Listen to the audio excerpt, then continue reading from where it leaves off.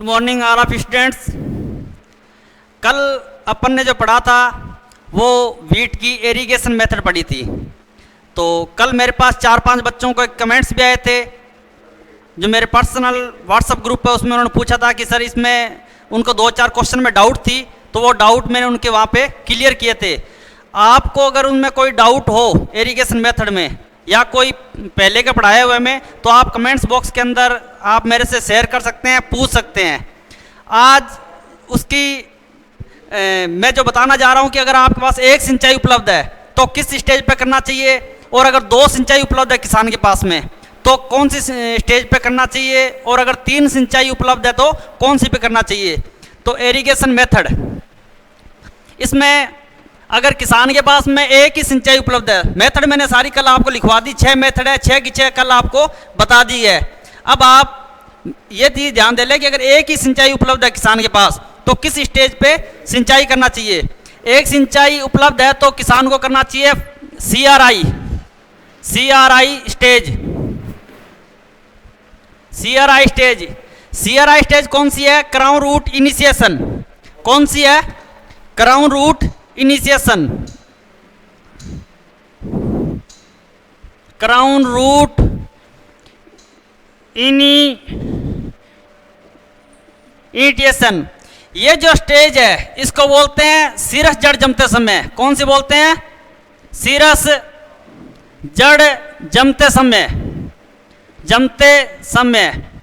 और इसको गेहूं की सबसे important, the most important critical stage, गेहूं की सबसे क्रिटिकल स्टेज भी है।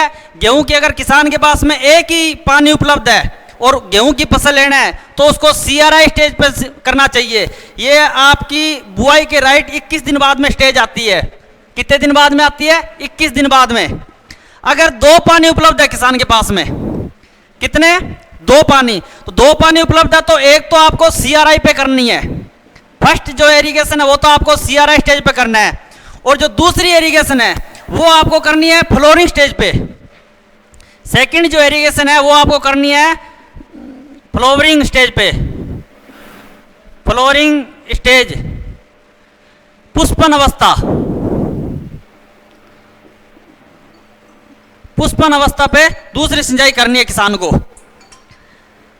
अगर किसान के पास में 2 पानी उपलब्ध है तो एक तो CRI स्टेज और दूसरा पुष्पन अवस्था फ्लोरिंग स्टेज पे।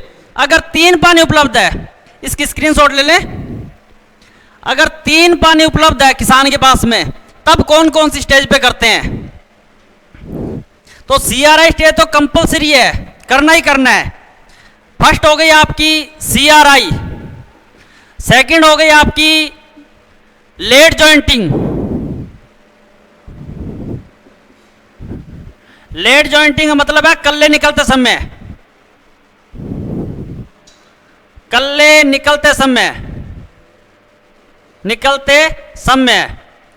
और सेकंड जो है थर्ड वो करना है आपको मिल्किंग स्टेज, दूध अवस्था।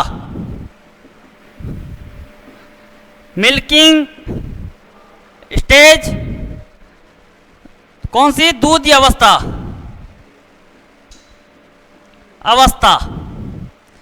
दूध अवस्था पे सिंचाई करना है। तो अगर 4 पानी उपलब्ध है किसान के पास में, 4 सिंचाई अवेलेबल है तो कौन कौन से करेगा? एक तो CRI पे करेगा, दूसरी लेट जॉइंटिंग पे करेगा, और तीसरी फ्लोरिंग स्टेज पे करेगा। किस पे करेगा? फ्लोरिंग स्टेज पे। फ्लोरिंग स्टेज पे। और चौथी जो स्टेज है वो किस पे करेगा? मिल्किंग स्टेज पे करेगा। अगर 4 पानी उपलब्ध है तो जो नंबर 4 स्टेज है वो आप मिल्किंग स्टेज पे सिंचाई करेगा। इसी प्रकार 6 सिंचाई उपलब्ध है तो 6 की 6 उसमें हो जाएगी, जो मैंने आपको 6 एरीगेशन मेथड बताई है। लेकिन 6 पानी उपलब्ध बहुत कम रहता है। 1 पानी उपलब्ध है CRI पे। क्वेश्चन पूछ लेते हैं किसान के पास में 1 पानी उपलब्ध है तो कौन सी स्टेज पे सिंचाई करना चाहिए? तो CRI पे। अगर 2 पानी तो किस पे करना चाहिए? CRI और फ्लोरिंग स्टेज पे। अगर है तो CRI, लेट जॉइंटिंग और मिल्किंग स्टेज पे। अगर 4 पानी उपलब्ध है तो CRI, late jointing, flowering stage और मिल्किंग स्टेज। इस स्टेज को याद रखने की एक ट्रिक है, इसका स्क्रीनशॉट ले लें। इसकी एक ट्रिक बता रहा हूं मैं आपको, स्टेज याद रखने की, कौन सी स्टेज, किस स्टेज के बाद में कौन सी स्टेज आती है सीरियल नंबर से। तो आपको याद रखना है CTL FMD, CTL FMD। C का मतलब है CRI, T का मतलब है late jointing, sorry tillering stage, और L का मतलब है आपका late jointing, late jointing.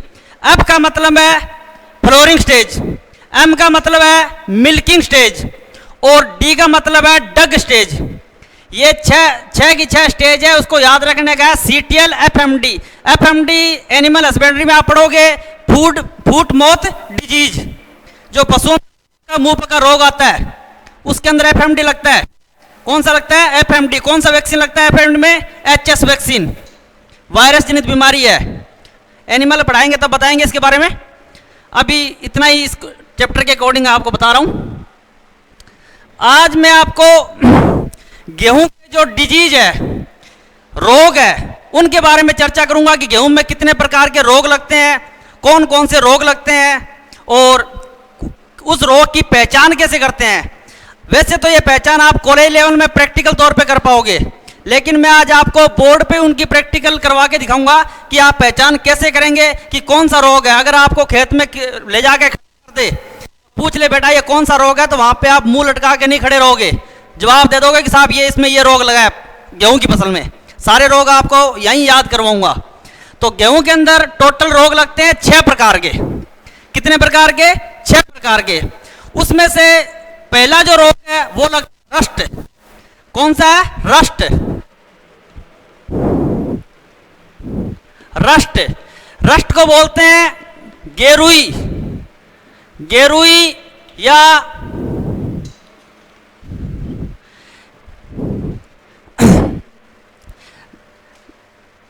Rust है जो रस्ट को बोलते हैं कौन सा? गेरुई रोग, गेरुई या गेरुआ रोग जो भी। ये कितने प्रकार का है? 3 प्रकार का। आपको ध्यान में रखना है कि रस्ट जो लगता है गेहूं की फसल में कितने प्रकार का है? 3 प्रकार का। तो सबसे जो पहला रोग है रस्ट का, सारे के सारे रस्ट बेटा किससे होते हैं? कवक जनित होते हैं। कौन से होते हैं? कवक जनित, मतलब कवक से फैलते हैं। जितने भी तीनों रस्ट है कवक जनित होते हैं, कवक से फैलते हैं ये। तो पहला जो रस्ट आपका वो आपका ब्राउन रस्ट। पहला रस्ट है ब्राउन रस्ट यानी भूरा गेरुई रोग। दूसरा जो रस्ट है वो आपका येलो रस्ट यानी पीला गेरुई रोग। तीसरा जो रस्ट है वो ब्लैक रस्ट यानी काला गेरुई रोग। तो सबसे पहले की बात करते हैं ब्राउन रस्ट की। ब्राउन रस्ट, जो ब्राउन रस्ट है इसको भूरा गेरुई रोग भी बोलते हैं, ठीक है, और भूरा रोली रोग भी बोलते हैं। भूरा रोली रोग भी बोलते हैं। और क्या बोलते हैं? इसका अन्य नाम है लीफ रस्ट भी बोलते हैं। लीफ रस्ट बोलते हैं। तो आपको नाम याद रखना है, एक तो भूरा रस्ट को क्या बोलते हैं? भूरा गेरुई रोग, भूरा रोली रोग और लीफ रस्ट। ये तो आपको नाम याद रखने हैं। इसके अन्य नाम है, ये अन्य नाम में है, याद रखना। कई बार क्वेश्चन भूरा रस्ट ना दे के आपको भूरा रोली रोग दे सकता है या लीफ रस्ट दे सकता है या भूरा गेरुई दे सकता है, तो आपको वहां पे कंफ्यूजन नहीं होना है। तो सबसे पहले तो बात आती है कि रोग फैलता किससे है। इसका रोग कारक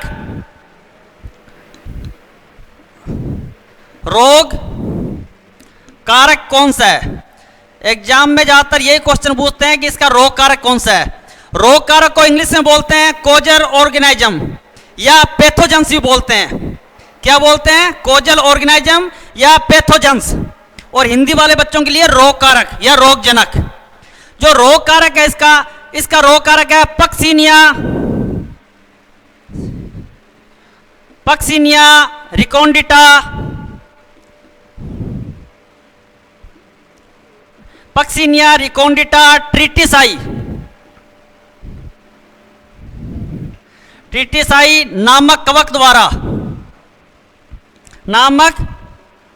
कवक द्वारा बेटा पक्सीनिया रिकोंडिटा ट्रिटिसाई नामक कवक द्वारा ये रोग फैलते हैं।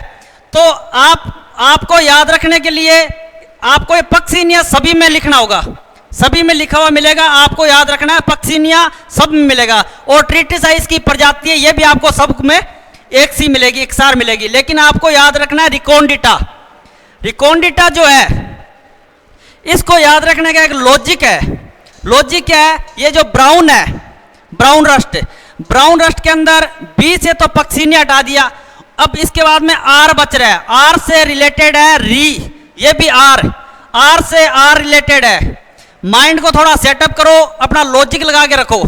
लॉजिक क्या लगाना है? आर से आर। एग्जाम में तो आपको 4 ऑप्शन मिलेंगे, वहां तो याद रखना और भी इजी है, क्योंकि आर यहाँ पे दिया हुआ, आर यहाँ दिया है, तो मतलब रिकोंडिटा, आर से रिकोंडिटा बनता है, तो इसका लॉजिक लग जाएगा वहां पे। थोड़ा सा आपको माइंड को अपने को सेटअप करने की आवश्यकता है, ठीक है, आगे आपको याद रहे रिकोंडिटा ट्रिटिसाई नामक कवक द्वारा ये रोग फैलता है, ठीक है। अब इस रोग की पहचान कैसे करेंगे भाई? पहचान क्या है? पहचान क्या है? पहचान को बोलते हैं सिम्टम्स, लक्षण, कि क्या लक्षण है। तो इसकी जो पहचान है वो कहां पे होगी? आपको लीफ पे मिलेगी। ये जो इसकी पत्ती है, इसके अंदर ऐसे छोटे छोटे बिल्कुल ब्राउन कलर के, किस कलर के? ब्राउन कलर के, ब्राउन कलर के, ब्राउन कलर के आपको पाउडर जैसे आपको स्पॉट मिलेंगे, धब्बे मिलेंगे पाउडर के रूप में। किस प्रकार के? ब्राउन कलर के, लीफ के ऊपर मिलेंगे बेटा, लीफ के ऊपर आपको छोटे छोटे ब्राउन कलर के स्पॉट मिलेंगे। इससे आप पहचान कर लेना कि ये कौन सा रोग है, ब्राउन रस्ट है। ब्राउन रस्ट है यानी ब्राउन कलर के मिलेंगे, कहां मिलेंगे? लीफ पे मिलेंगे, इसलिए इसको लीफ रस्ट भी बोलते हैं। लीफ रस्ट का मतलब है कि ये लीफ पे रोग के सिम्टम्स मिलते हैं, ठीक है। इसको इतना रफ कर रहा हूं मैं, स्क्रीनशॉट ले लेना।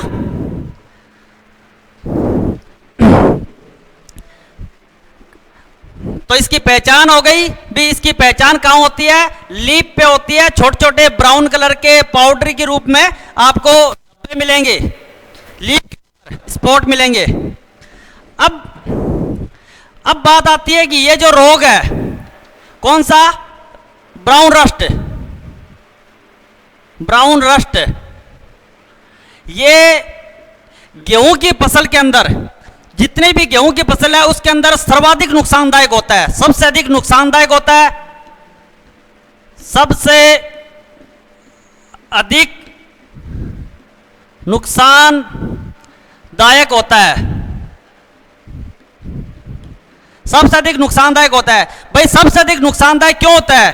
भारत के अंदर जितना भी गेहूं की खेती की जाती है उसमें यह क्या करता है? सबसे अधिक नुकसान इसी रोग का होता है, ब्राउन रस्ट का होता है। क्यों होता है?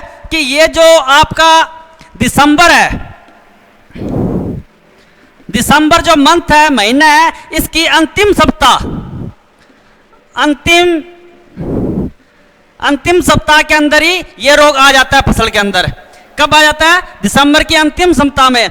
जब दिसंबर की अंतिम सप्ताह के अंदर फसल में आग जाएगा तो फसल की मैच्योरिटी तो होनी है मार्च में जाके, मार्च और अप्रैल में जाके, मार्च लास्ट अप्रैल फर्स्ट के अंदर फसल कंप्लीट होती है। तो इतने पहले से आने के कारण सबसे अधिक नुकसान यही रोग पहुंचाता है। सबसे अधिक रोग जो नुकसान है वो कौन सा पहुंचाता है? ब्राउन रस्ट पहुंचाता है। किस कारण से पहुंचाता है? कि ये दिसंबर के अंदर ही फसल के अंदर आ जाता है, जिसके कारण से सबसे अधिक नुकसान ब्राउन रस्ट ही फसल में पहुंच जाता है, ठीक है बेटा। इनके जो कंट्रोल है वो आपको मैं एक ही जगह करवाऊंगा तीनों के, इसलिए अभी तो ये बता दिया कि इसे किस कारण से होता है और सबसे अधिक नुकसान कौन सा रोग पहुंचाता है, तो ब्राउन रस्ट पहुंचाता है। किस कारण से पहुंचाता है? कि दिसंबर में ही फसल में आ जाता है, दिसंबर के अंदर ही फसल में आ जाता है, जिसके कारण फसल की मैच्योरिटी आती है अप्रैल के फर्स्ट वीक में, तब तक ये सबसे अधिक नुकसान फसल को पहुंचाता रहता है। अब नंबर दूसरा जो आपका रस्ट है, सेकंड जो रस्ट है वो आपका येलो रस्ट,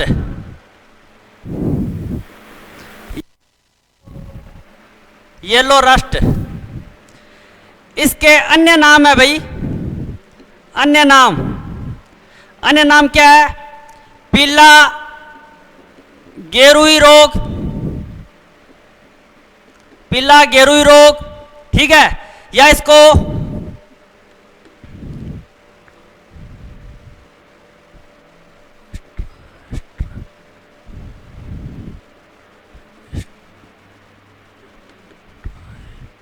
स्ट्राइप रस्ट भी बोलते हैं। क्या बोलते हैं? स्ट्राइप रस्ट, स्ट्राइप रस्ट या स्ट्राइप गेरुई रोग भी बोलते हैं। पीला गेरुई रोग या पीला किट रोग, पीला किट रोग भी बोलते हैं, पीला किट, किट रोली रोग, रोली रोग भी इसको बोलते हैं। पीला किट रोली रोग या स्ट्राइप रस्ट भी बोलते हैं, या इसका पीला गेरुई रोग बोलते हैं, या इसको येलो रस्ट बोलते हैं। येलो रस्ट के दूसरे नाम कौन से हैं? पीला गेरुई रोग, स्ट्राइप रस्ट, पीला किट रोग। इसका जो रोगजनक है, रोगजनक भाई किस कारण से ये रोग फैलता है? रोगजनक या रोग कारक कौन सा है? तो इसका जो रोग कारक है वो आपका पक्सिनिया,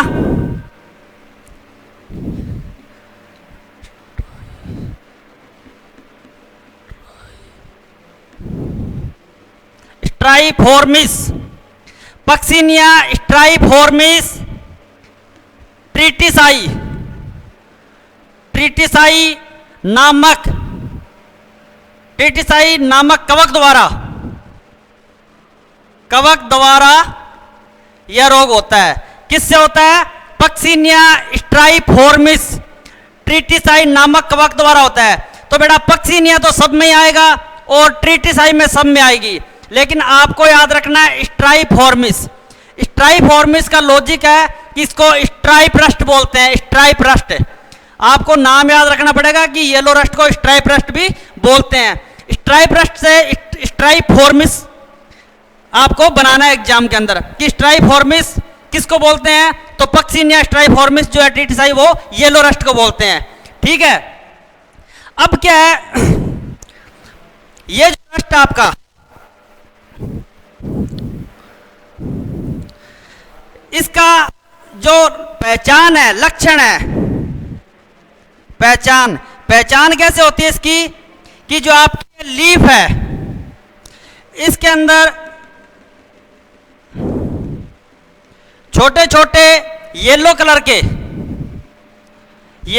के आपको पाउडरी जैसे स्पॉट दिखाई देंगे, पाउडर जैसे येलो कलर के पाउडर फॉर्म में आपको स्पॉट दिखाई देंगे, धब्बे दिखाई देंगे। कहां पे दिखाई देंगे?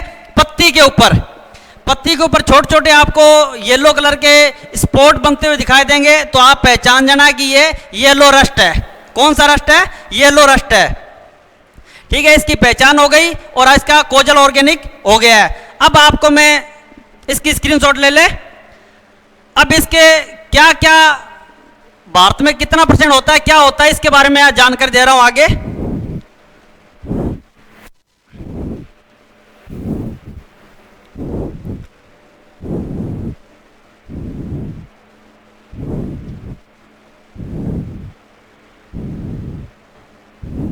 ये क्या है कि जितने भी भारत के अंदर ये जो क्षेत्र है, नम और जो ठंडा एरिया है, ठंडा व नम जो क्षेत्र है वहां पर यह सबसे अधिक होता है, सबसे अधिक होता है। इसको इन्वायरमेंटल कैसा चाहिए? ठंडा और नम चाहिए। तो ये भारत में जो भारत के उत्तरी पश्चिमी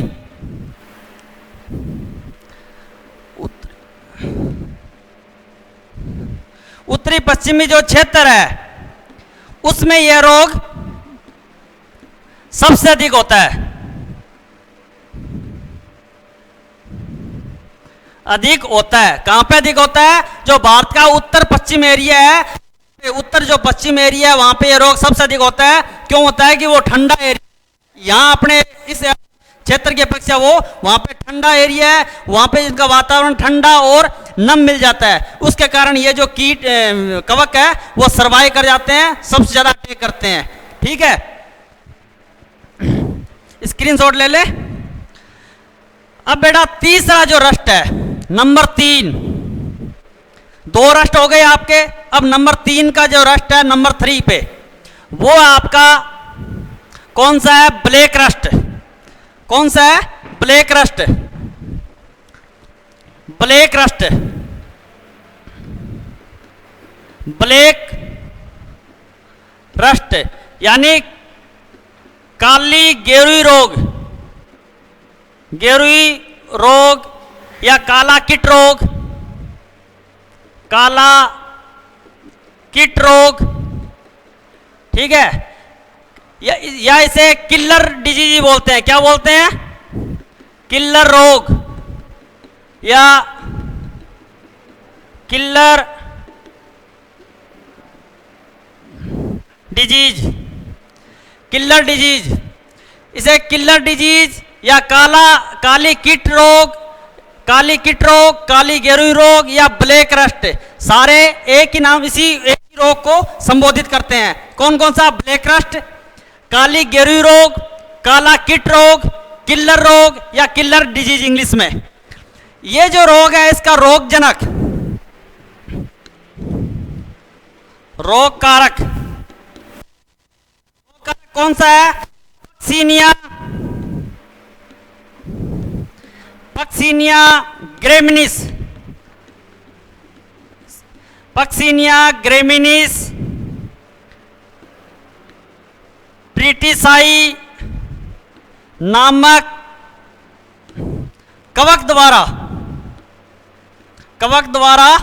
होता है। बेटा किससे होता है भाई? पक्सीनिया ग्रेमिनिस, ग्रेमिनिस ट्रिटिसाई नामक कवक द्वारा होता है। मैंने आपको पहले बताया था कि ये पक्सीनिया और ट्रिटिसाई नामक कवक द्वारा, ये तो सभी में लिखना है आपको, याद रखना है ये चीज। तो ग्रेमिनिस, ग्रेमिनिस याद कैसे रखेंगे कि गेहूं की जो फैमिली है, परिवार है, वो कौन सा है? ग्रेमिनी या पोएसी। तो ग्रेमिनी वहां से याद रखना लॉजिक लगा के कि ग्रेमिनिस है, ठीक है। पक्सीनिया ग्रेमिनिस ट्रिटिसाई नामक कवक द्वारा कौन सा रस्ट होता है? ब्लैक रस्ट होता है। ये जो ब्लैक रस्ट है, इसको यहां तक रफ कर रहा हूं, स्क्रीनशॉट ले ले। ये जो बेटा ब्लैक रस्ट आपका है,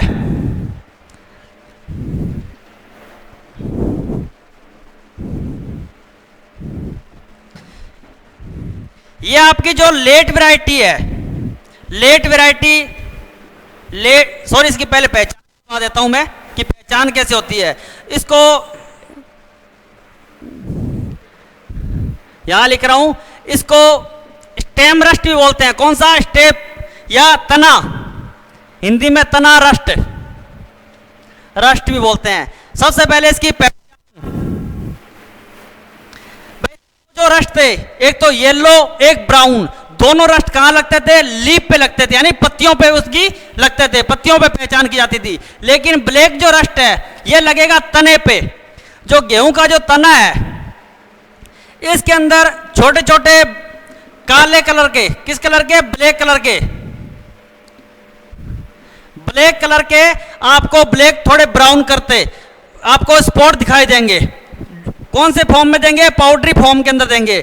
तो ये तने के ऊपर दिखाई देंगे, इसलिए इसको तनाकिट रोग भी बोलते हैं, तनाकिट रोग भी बोलते हैं। तो इनकी पहचान करना है तो आपको तने पे इनकी पहचान करनी पड़ेगी। तना जो है उसके ऊपर आपको छोटे छोटे काले रंग के स्पॉट दिखाई देंगे, तो वहां से आपको पता चल जाएगा कि ये ब्लैक रस्ट है। कौन सा रस्ट है? ब्लैक रस्ट है, तने के ऊपर। अब ये क्या है कि ये रोग जो लेट वैरायटी है, ठीक है, लेट सोविंग वैरायटी नहीं, सोविंग।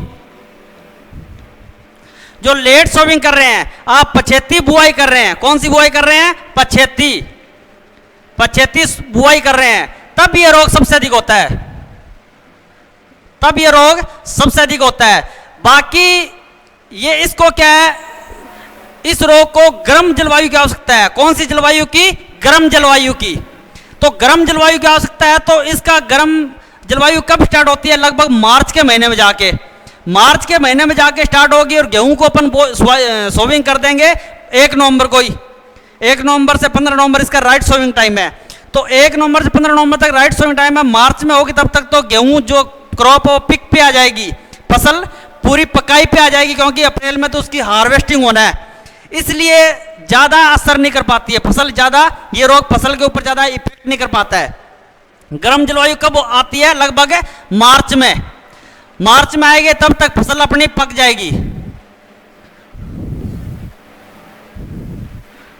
पक चुकी होगी तब तक, इसलिए ये जो रोग है असर करेगी। लेकिन कहाँ पे ज़्यादा असर करेगा? जो पछेती सोविंग कर रहे हैं, लेट सोविंग कर रहे हैं। अगर आप लेट सोविंग करोगे तो ये रोग उसमें सबसे अधिक आपको लगेगा।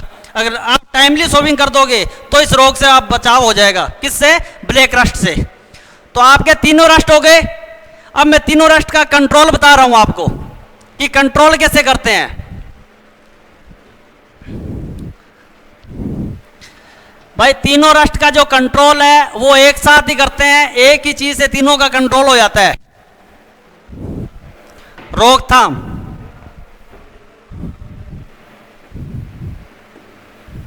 कंट्रोल या रोकथाम,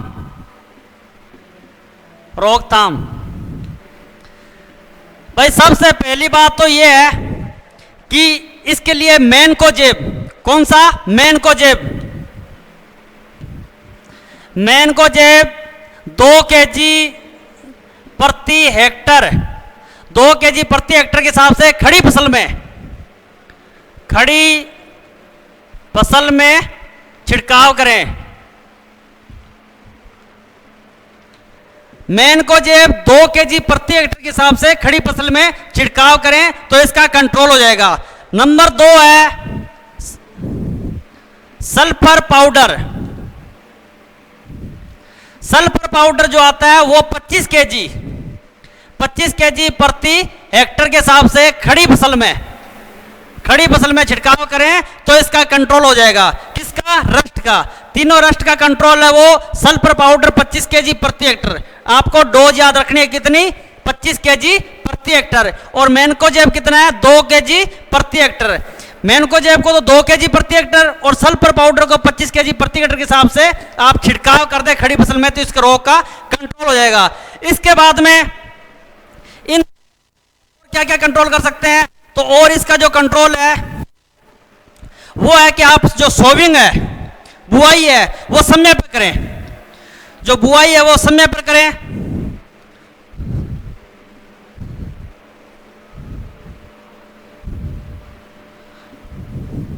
सोविंग आप समय पर करें, यानी आप लेट सोविंग ना करें, लेट सोविंग ना करें, टाइमली सोविंग करें। लेट सोविंग यानी 15 नवंबर के बाद में आप जो दिसंबर की फर्स्ट वीक तक करते हैं वो सोविंग ना करें। आप नवंबर के फर्स्ट वीक से लेके नवंबर की 1 तारीख से लेके 15 नवंबर तक सोविंग करते हैं तो उसमें तीनों रोगों का प्रकोप नहीं होगा, कम होगा। दूसरा है कि आप ज्यादा से ज्यादा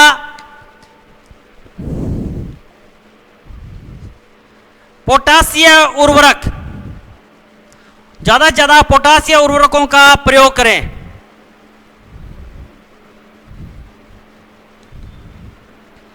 भाई ज्यादा से ज्यादा जो पोटासियम उर्वरक है उनका प्रयोग करें। पोटासियम उर्वरक बोले तो जैसे muriate of potash, MOP, MOP की पूरा नाम है म्यूरेट ऑफ पोटास। कितना होता है इसमें पोटास की मात्रा? 60%। कितनी होती है? 60%। आपको ये भी सोइल जो केमिस्ट्री है उसमें मैं करवाऊंगा तब बताऊंगा। 60%। डीएपी में 2 कंटेंट होते हैं, कौन कौन से? एक तो नाइट्रोजन होता है और एक होता है फास्फोरस। नाइट्रोजन होता है उसमें 46 से 48, सॉरी फास्फोरस होता है 46 से 48% और नाइट्रोजन होता है 18%। तो सारे ये भी आपको याद होना चाहिए कि किसमें कितना कंटेंट होता है। तो एमओपी में कितना होता है? 60% होता है। तो इसका कंट्रोल हो गया। भाई मैं तीनों चीजें आपको एक बार रिविजन करवा रहा हूं। मैंने आपको पढ़ाया रस्ट। रस्ट गेहूं में 3 प्रकार का होता है। कितने प्रकार का? 3 प्रकार का। कौन कौन सा? एक तो आपका ब्राउन रस्ट। जो ब्राउन रस्ट है उसका जो कोजल ऑर्गेनिक है, ब्राउन रस्ट को दूसरा किस किस नाम से जानते हैं? तो पीला गेरुई रोग, ठीक है, सॉरी भूरा गेरुई रोग और भूरा किट रोग और लीफ रस्ट भी नाम से भी इसको जानते हैं। उसके बाद में इसका जो रोग कारक है, रोग कारक इसका कौन सा है? इसका रोग कारक है पक्सिनिया रिकोंडिटा ट्रिटिसाई। पक्सिनिया रिकोंडिटा ट्रिटिसाई नामक कवक द्वारा ये रोग फैलता है। इसके बाद में इसकी पहचान, तो पहचान इसकी कहाँ करते हैं, इसके जो लीफ है, लीफ के ऊपर छोटे छोटे ब्राउन कलर के स्पॉट बन जाते हैं और वहां से इसकी पहचान हो जाती है। उसके बाद में इस भारत के अंदर जितनी भी गेहूं की खेती की जाती है उसमें ब्राउन रस्ट सर्वाधिक होता है। सबसे अधिक नुकसान ब्राउन रस्ट से होता है, भूरा रस्ट से होता है। क्यों होता है कि जो ब्राउन रस्ट है ये क्या करता है, इसको कैसा मौसम चाहिए, इसको ठंडा मौसम चाहिए, अनुकूल वातावरण चाहिए, ठीक है, टेम्परेचर इसको नमी, इसको नमी प्राप्त मात्रा में उपलब्ध होनी चाहिए और उस टाइम सर्वाधिक नुकसान पहुंचा देता है। कौन सा, ब्राउन रस्ट। इसके बाद में येलो रस्ट, येलो बोले तो पीला गेरुई रोग या पीला किट रोग या स्ट्राइप रस्ट भी बोलते हैं इसे। तो इसका जो कोजल ऑर्गेनिजाइज है वो है पक्सिनिया स्ट्राइफॉर्मिस ट्रिटिसाई नामक कवक द्वारा यह रोग होता है। कौन सा, येलो रस्ट। येलो जो रस्ट है इसकी पहचान पत्तियों पर की जाती है, पत्तियों पर छोटे छोटे येलो कलर के स्पॉट बन जाते हैं, वहां से इसकी पहचान कर सकते हैं अपन। उसके बाद में यह रोग जो भारत के उत्तरी पश्चिम क्षेत्र है जहां पे ठंडा और नम वातावरण है वहां पे सर्वाधिक नुकसान पहुंचाता है। इसके बाद में नंबर 3 आपका ब्लैक रस्ट। ब्लैक रस्ट को बोलते हैं पक्सिनिया ग्रेमिनिस ट्रिटिसाई।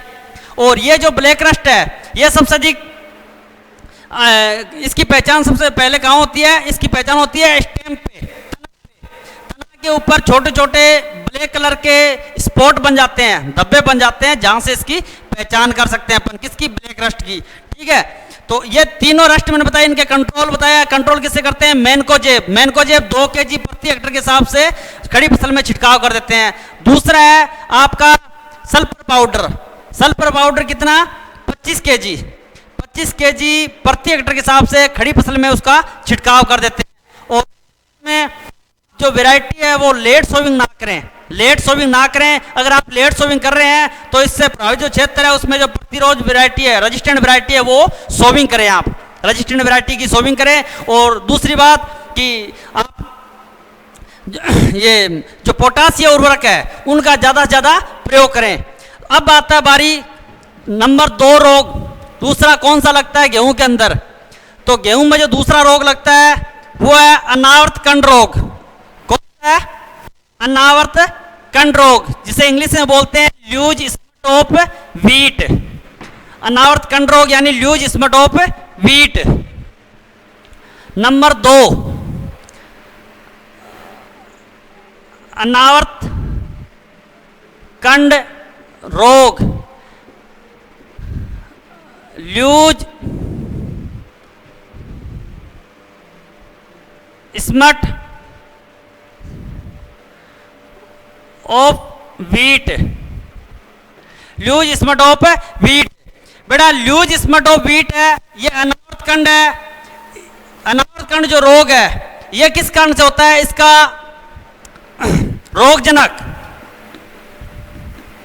रोगजनक क्या चीज, कौन सा है, तो इसका रोगजनक है असिस्ट लेगो न्यूडा ट्रिटिसाई।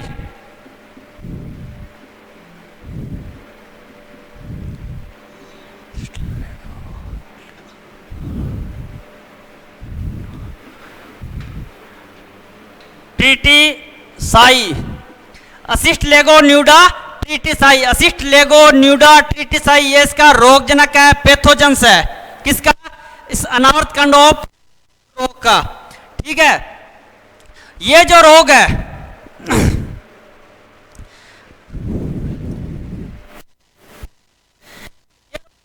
कहां पे दिखता है, इसकी पहचान कैसे करेंगे, तो भाई ये रोग है, इसमें रोग में क्या क्या बातें होते हैं। सबसे पहली बात तो है कि इस रोग के कारण जो रोग ग्रसित फसल है उसके अंदर बालियां सबसे पहले आ जाती है। रोग से ग्रसित फसल में बालियां सबसे पहले आ जाती है, पहले आ जाती है।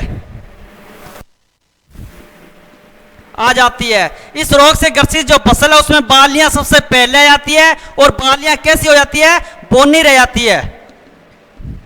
बोनी मतलब ड्वार्फ, बोनी रह जाती है। नंबर एक बात तो है कि इस रोग से जो ग्रसित फसल है उसके अंदर बालियां सबसे पहले आती है और बालियां बोनी रह जाती है। नंबर दो बात है, इस रोग से जो ग्रसित जो फसल है उसकी बालियों के ऊपर जो दाने हैं, दानों की जगह आपको काला रंग का पाउडर दिखाई देगा। काला रंग का कैसे दिखाई देगा, पाउडर, यानी बालियों में दानों की जगह काला रंग का पाउडर दिखाई देगा।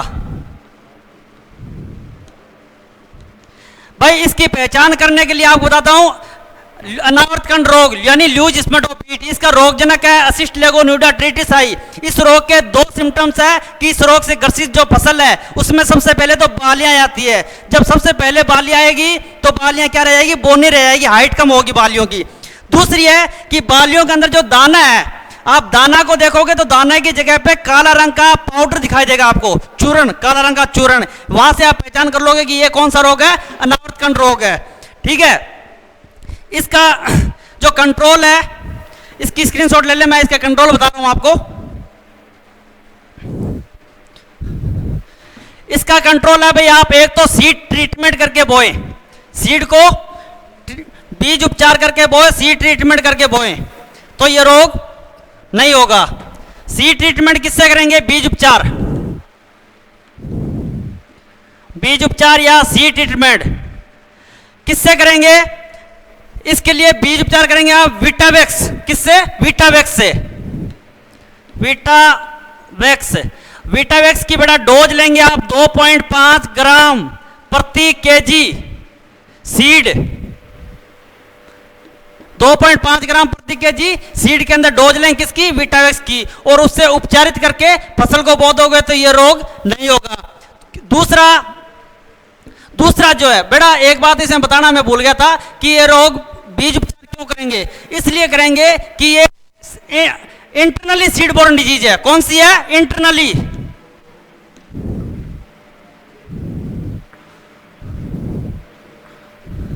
Internally seed boron disease, internally seed boron disease है, यानी अंतः बिजोड़ रोग है। कौन सा है, अंतः बिजोड़ रोग,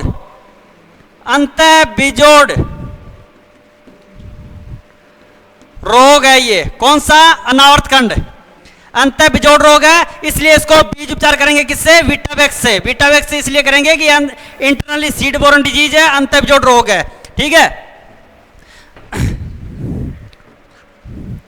अब जो दूसरा उपचार है, दूसरा आप करोगे, वो करोगे इसके बीज को धूप में, सूर्य की किरणों में रख देंगे।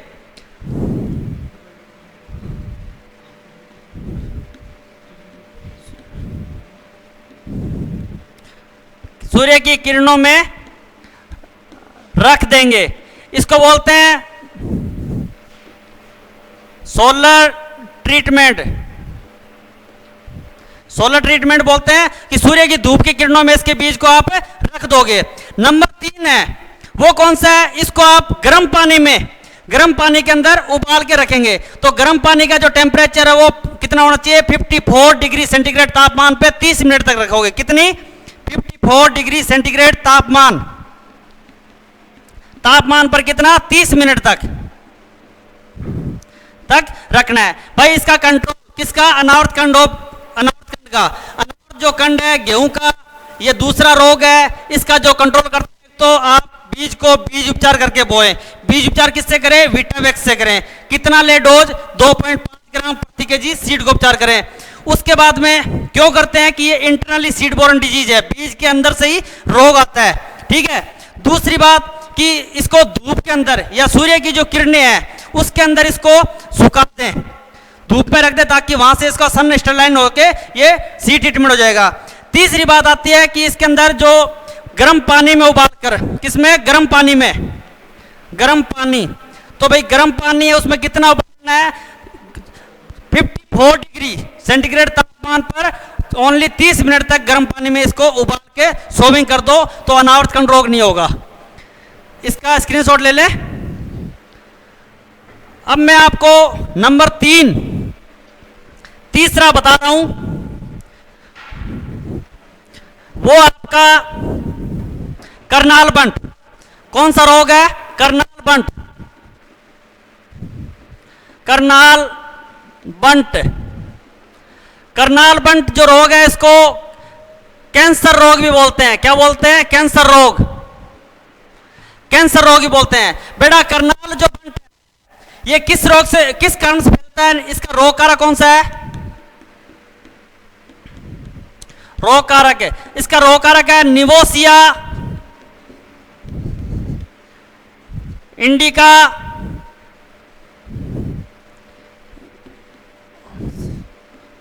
निवोसिया इंडिका नामक कवक द्वारा, निवोसिया इंडिका नामक कवक द्वारा यह रोग फैलता है। करनाल बंट को कैंसर रोग बोलते हैं। क्या बोलते हैं? कैंसर रोग भी। यह कौन सा रोग है? यह सीड बोरन रोग है, सीड बोरन डिजीज है, सीड बोरन डिजीज है, यानी बीजोड़ रोग है। बीज के माध्यम से खेत के अंदर ये बीमारी फैलती है, इसलिए इसको सीड बोरन डिजीज बोलते हैं। जो ये इस रोग की सबसे मेन प्रमुख पहचान है कि सबसे पहली बात तो ये बेटा कि करनाल बंट जो रोग है, कि सबसे पहले इसको कहां देखा गया था? तो करनाल में देखा गया था। कहां पे? करनाल हरियाणा में। सबसे पहले इसको करनाल के अंदर, करनाल हरियाणा, हरियाणा के अंदर इसको देखा गया था। और किसने देखा? मित्रा, मित्रा ने देखा। कब देखा? जब वो प्रायोगिक सीड प्लांट,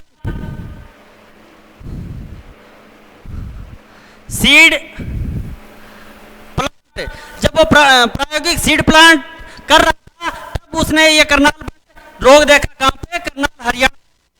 और कब देखा? 1730 के अंदर देखा। सन पूछ लेते हैं कि कब देखा था, तो 1730 के अंदर इसको देखा गया था। कहां पे? करनाल हरियाणा में। किसने? मित्रा के द्वारा। कहां पे? प्रायोगिक सीड प्लांट के अंदर देखा गया था।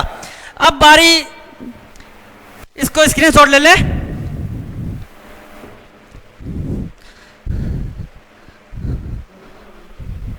अब भाई ये जो रोग है, इसके अंदर स्मेल आती है।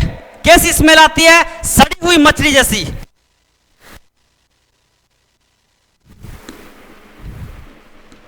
बंट में सड़ी हुई मछली जैसी, मछली जैसी स्मेल आती है, बदबू आती है। सड़ी हुई मछली जैसी बदबू आती है। तो आपसे कई बार एग्जाम पूछ लेते हैं सड़ी हुई मछली जैसी बदबू किस में आती है, तो आप बताओगे करनाल बंट में आती है। लेकिन अब ये क्वेश्चन पहले के टाइम में पूछ लेते हैं तो सड़ी हुई मछली जैसी बदबू किस में आती है। आज के टाइम में इसमें टेक्निकल पूछते हैं। टेक्निकल का क्या है कि किस कारण से आती है सड़ी हुई मछली जैसी जो बदबू है करनाल बंट रोग में, किस कारण से है? तो ये आपकी ड्यू टू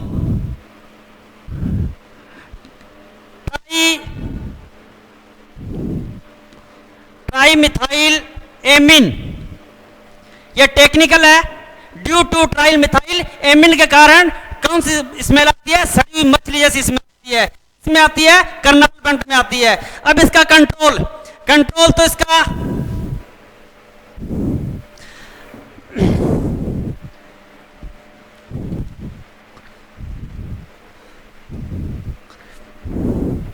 कंट्रोल इसका करते हैं मिर्करी से। मिर्करी किसे करते हैं? मिर्करी क्या है? Hg। इससे इसका कंट्रोल करते हैं और इसका सी ट्रीटमेंट करके वो है जहां पे रोग ग्रसित क्षेत्र है वहां पे रेजिस्टेंट जो फसलें हैं उसको सोविंग करें। कल इसके बाद में जो रोग है वो मैं आपको बताऊंगा। तो आप लोग जितने भी इस वीडियो को देख रहे हैं, ज़्यादा से ज़्यादा इस वीडियो को सब्सक्राइब करें, और आपको जो भी समझ में ना आया हो वो कमेंट्स बॉक्स में मुझे शेयर करें, ताकि मैं आपको दोबारा समझा सकूं। और ये जो रोग है, इनमें तीनों की पहचान मैंने बताई है कि करनाल बंट की जो पहचान है, ये करनाल बंट की पहचान मैंने बताई नहीं थी, आपको बता देता हूं कि इसकी पहचान कहाँ होती है, सीड के ऊपर होती है। जब जो सीड बन जाएगा तो सीड में क्या है कि ऐसे आपको यहां से टूटा हुआ मिलेगा, टूटा हुआ, और यहाँ पे काला काला कलर का मिलेगा, ब्लैक कलर का, ब्लैक कलर का मिलेगा, जैसे किसी जीव जंतु ने काट लिया उसको, इस प्रकार से कटा हुआ भाग मिलेगा। तो इसकी पहचान सीड से होगी, बाकी प्लांट्स को देख के करनाल बंट की पहचान नहीं हो पाएगी। बाकी सभी रोग जो मैंने पढ़ाए उनकी आपको पहचान करवाई है कि किस कौन सी पहचान है, उनके रोकथाम क्या है और उनके सिम्टम्स क्या है। तो कल अपन नेक्स्ट पढ़ेंगे, तब के लिए जय हिंद, जय भारत।